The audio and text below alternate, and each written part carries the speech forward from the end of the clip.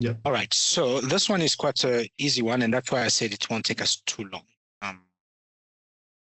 It could also benefit someone else. Right. Mhm. So you have these two methods. Of course, you have three. The last one is the algebraic method. Yes. But let's start with the direct methods. And I think that I understand maybe where would have been your issue because you wouldn't struggle. This was too easy for you to struggle with. But I Mhm. think I understand because the mouse sometimes, when I do the recording, mouse is not showing up. Yeah. And so perhaps what I was pointing to, you are not seeing it. I just noticed now for the recordings that I put out for Learning Unit 5. And I was like, okay, maybe that's where you struggled. All right, so look, it's very simple. And I put these two methods next to each other so that you can compare them, right? Especially when you are studying and you can see quickly the difference. You have your overhead and you need to allocate it to your production department. Yeah. That's all that it's about. Okay. You have your actual production department. For this example, you have two departments within production, mixing and bottling. So it's some sort of, I don't know, what Distillery or something. that something is going on there. Yeah. Actually, we don't even need to know that much. You run straight to look at how many production departments. So I have two production departments, and then I have the service department, which makes actually it makes sense because you have to deal with the admin, right? You Yeah. have to deal with the HR, and then you have to deal with the plants and facilities. Makes sense. I mean, that will be basic. Um, and you for the direct method, you are just allocating each of these service departments amounts. You are reallocating them. So they were initially allocated to this service department, but you are reallocating them to the production department. That's all. Now, it is on the basis of something. And that's why this becomes very important because they give you an overview of what these service departments are. Administrative service, human resources service, obviously, human resources is about people. Mm. Simple. And obviously, any department, they need to be people. So the HR allocate these people, right? And for obviously the plants, that will be the square meterage makes sense because it's a plant, Yeah. right? Then your administrative department, now they talk about the total department capital investment. I don't even need to understand what all that is about. I don't care. I understand that there will be an amount because if I go down here, if you look at this is very, so if you get in your exam, you get something like this. I mean, you've cooked it easy now. Yeah. Because when you're looking at the amounts here, obviously all these departments will have people, have areas, they will have uh, the departmental capital investment. Makes sense. All of Yeah. them, including the production department. But the HR, we focus on the number of employees. Makes sense. So we're not going to focus for HR. We're not going to focus on departmental capital investments, for example, Yeah. or the area. So the direct method then becomes very easy and direct because I just need to take this amount here and I need to reallocate it to the mixing and the bottling. Yeah. But now I don't even need to look at sequence. What do I start with? That is for the step method to deal with. Because the step method will give you a sequence and it's a logical sequence because you first start with people. You can't have a department without people. People need to be allocated. Then after that, after the people are allocated, you need to look at the admin.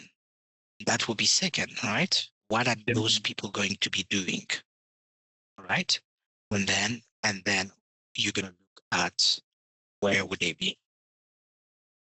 So We'll come to that. But for this direct, then becomes very easy because if I'm looking, for example, at the human resources, I have 48 people who are working in the mixing, and I have 112 who are working in the bottling. The total is 160. Yeah. With 160, I can get the percentages. So the amount that I have for HR, the 120,000, we split 30-70.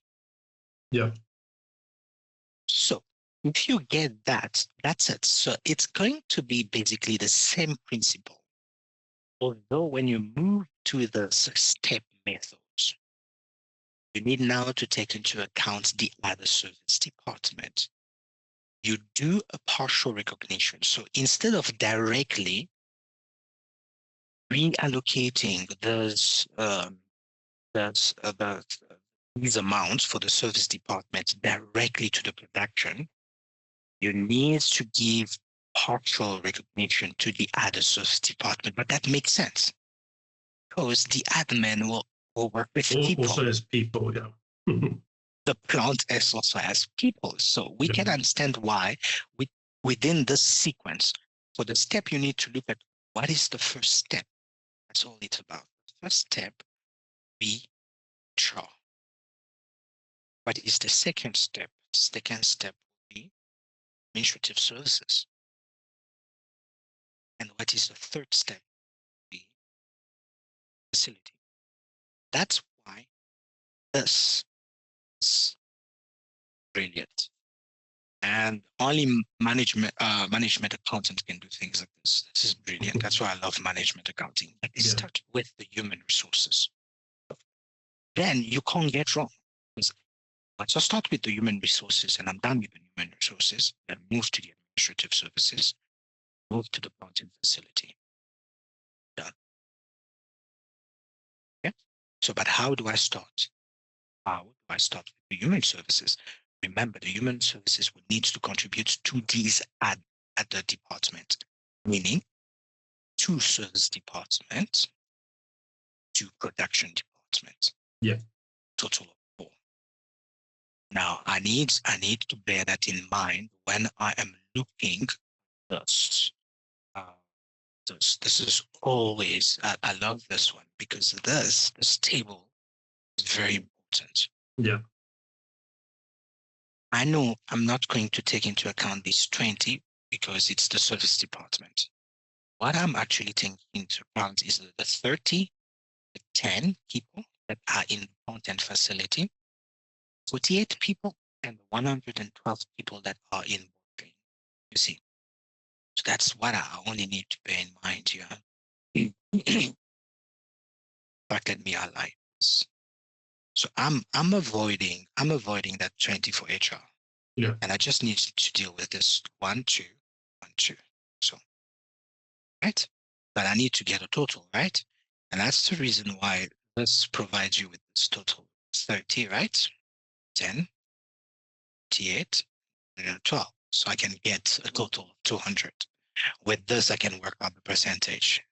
Becomes easier, right? So I can work out all the percentages. Now I will take this 120. I'm going to do the split according to the percentages that I found. So obviously out of 200, let me just grab my calculator.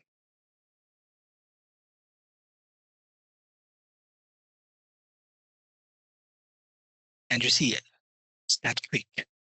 This, for example, will be maybe a 20 or 30 mark question. And you know, not only you're not going to miss a single one of them, right? Okay.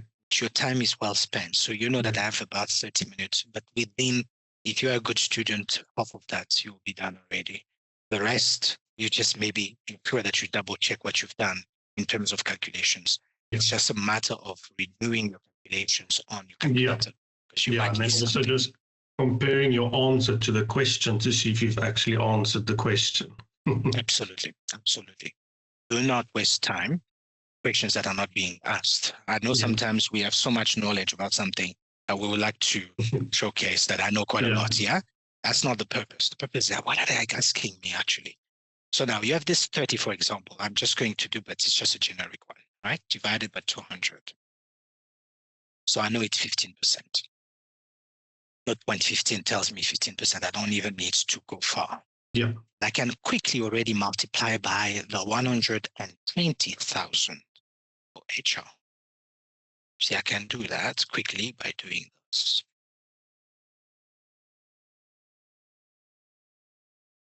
$18,000. So it's 18,000, and that's why I'm using these arrows here to say this one.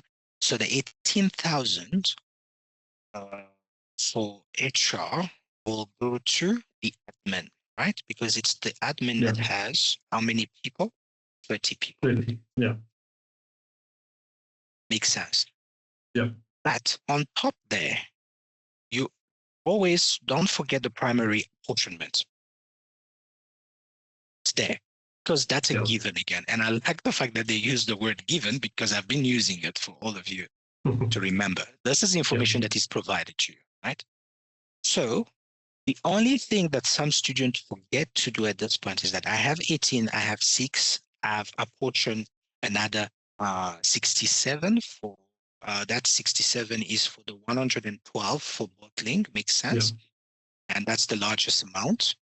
And then the 48 people that are in mixing, we are then apportioning 28,800, right? Yeah. So I've provided those 4 apportionment. 2 for service department, 2 for the production department, right? Now, this amount that is on top here for the administrative, because I'm completely done with HR now. Not dealing with HR because there's 0. And that's why, by the way, we put it in parentheses to say that it's not there. Yeah. That's a minus, it's not there because we've apportioned it. It's a minus. Now you got to be careful to add this 18,000 that came from the HR to the initial or the primary apportionment. And that's the reason why instead of the 162, it's 162 plus 18, which give you 180,000. Yeah. And now, how do you move to the service department? Obviously, you're not going to be looking at people.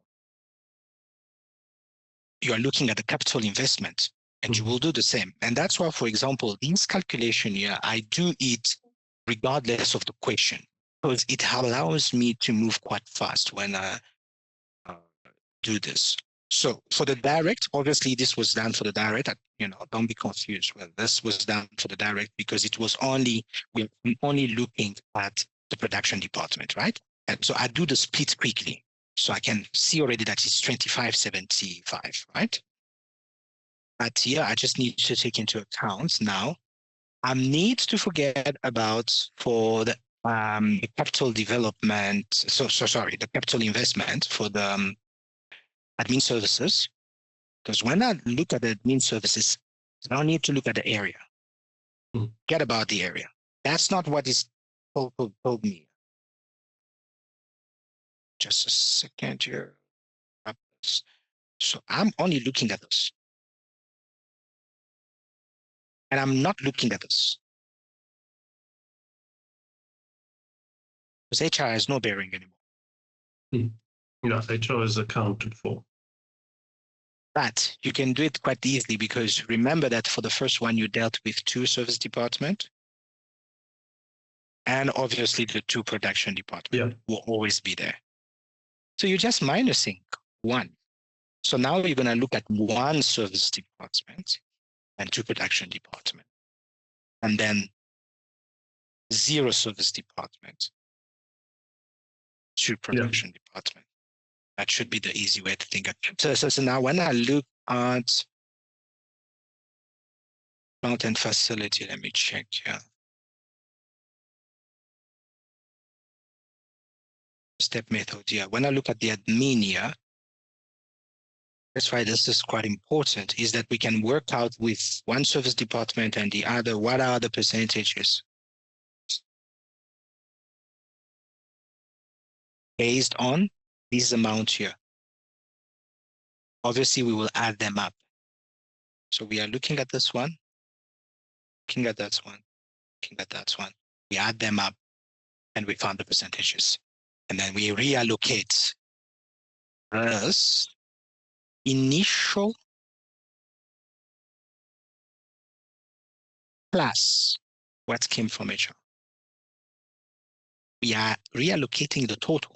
So must always bear that in mind. That's the total. It is this total that is going to go to plant and facility.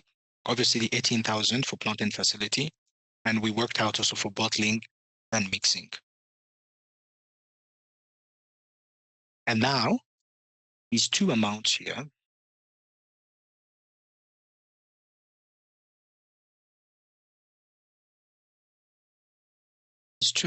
they add up again.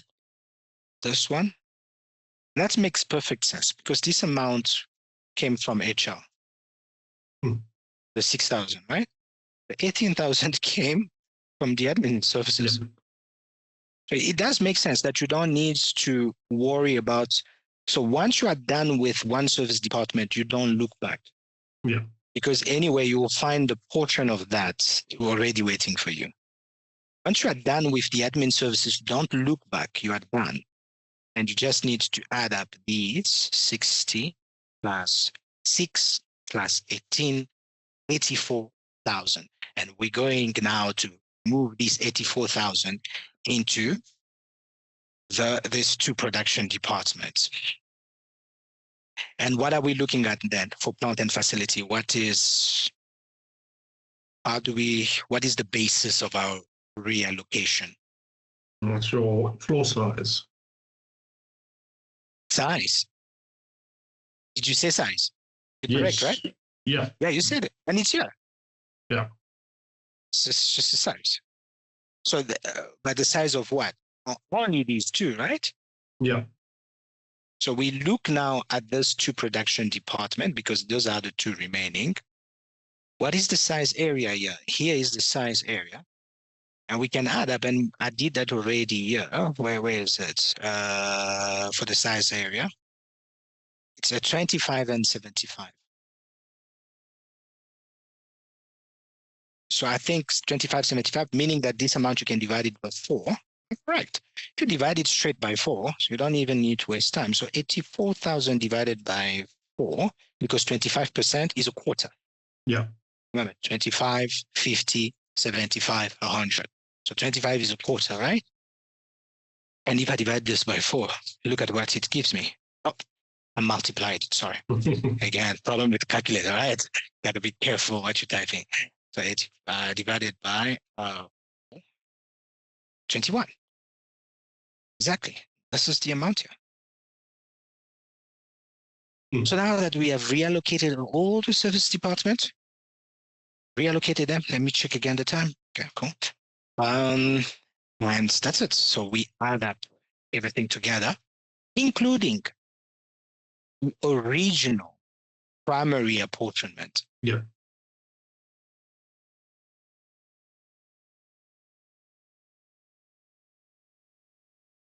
So we can say this is making sense then. That's your step method. So I mean, I would wish I get a question like this. It has the 40 marks, I mean, you should already smile. And that's the thing is once you identify that this is an easy question, I know the process that I need to follow. Yeah. You're done. And I think what I was struggling with, I was practicing, I think it was question 5.8, was like you said, so now you're busy with HR, so then you must exclude it from your totals when you're adding up. You're busy with admin, so now you must exclude it, you must just do the others. That's where I was struggling, just trying to follow the example. Because I see in the first step, okay, they exclude human resources. But then in the second step for admin, they exclude this one and that one. So in my mind, I was like, no, but they didn't do the same for. So that's where my confusion came in. No, I like that. And in fact, one of the things, in fact, gladly excluded, but that somehow it is here. So once you exclude it, not only it has gone to the other department, but when you're going to be dealing, for example, with admin, there is a portion for HR that is there. Yeah. It's already standing there, and we're adding that to basically the original to get this. Yeah. But this table, and that's what I'm saying, is it's really about the table. But for me, the table makes things easy. Yeah. Well, one could do these calculations, like I've seen some of the students do these kind of calculations, which I will mark. But I'm also seeing that the student is making things very difficult for them. Why are they making things difficult for them? Because it's taking them quite a lot of time to do this, you see. Yeah. But if you're not using the table, you might get it right, but the amount of time that is going to take someone to figure out all these things. But although I'm seeing with the table, you can easily.